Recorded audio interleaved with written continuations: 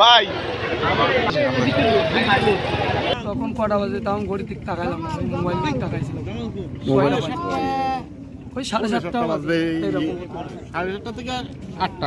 ফরিদপুরে পৃথক দুটি সড়ক দুর্ঘটনায় 4 জন যাত্রী ঘটনাস্থলে নিহত হয়েছেন এবং 30 জন যাত্রী আহত হয়েছেন। আহতদের মধ্যে 2 জনের আশঙ্কাজনক অবস্থা বলে জানিয়েছেন ফরিদপুরে ফায়ার সার্ভিসের স্টেশন অফিসার। সংবাদ পাওয়া মাত্রই আমাদের উদ্ধারকারী গাড়ি এবং উদ্ধারকারী জনবল নিয়ে আমরা মুখ করছি।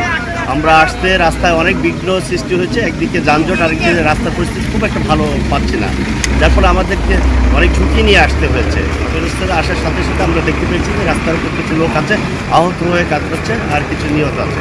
তো যারা আহত আছে তাদেরকে আমরা আমাদের অ্যাম্বুলেন্স দিয়ে 250 বেডে হসপিটালাইজ করছি। এরপর বাদবাকিগুলো আমরা যেটা আমাদের যে কাজ বা পাবলিকের যে আকাঙ্ক্ষা সেটা হচ্ছে যে বাসটা পড়ে গেছে, বাসের মধ্যে কোনো লোক আটকে আছে কিনা এবং বাসের নিচে কি একটা আপডেট আছে কিনা, আটকে আছে তাদেরকে সার্চ করার দায়িত্ব সেটাই আমরা করেছি। কাজের মধ্যে যে আমরা বাসের মধ্যে দিয়েছি এবং বাসের গ্লাস দিয়ে আমরা বাসের যে পড়ে যাওয়া গ্লাসের নিচেই ফাঁকা দিয়ে আমরা সবগুলো সার্চ করে দেখছি, কারণ এই মুহূর্তে বাসটা ওঠানোর মতো অবস্থা আমাদের কাছে নাই। পুলিশের রেকার হয়তো কিছুক্ষণ পর চলে আসবে বা অন্যান্য গাড়ি উঠানোর জন্য সড়ক ও জনপথের গাড়ি আসতে পারে। তো আমাদের যেটা দায়িত্ব, হোল্ড করে বিভিন্ন জায়গায় গাছে বাসের নিচে কোথাও চেপে আছে কিনা, আটকা পড়ে আছে কিনা আমরা যতদূর সম্ভব সার্চ করেছি।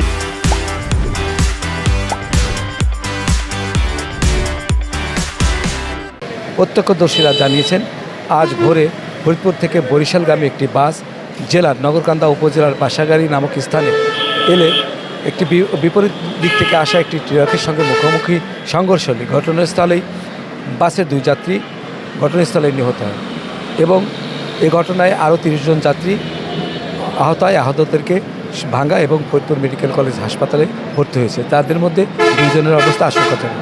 এছাড়া আজ দুপুরে ফরিদপুরের মধুখালী উপজেলার মাসকান্দি নামক স্থানে একটি বাস দাঁড়িয়ে থাকা একটি মোটরসাইকেলে চাপা দিলে ঘটনাস্থলে মোটরসাইকেলের 2 যাত্রী নিহত হয়েছে।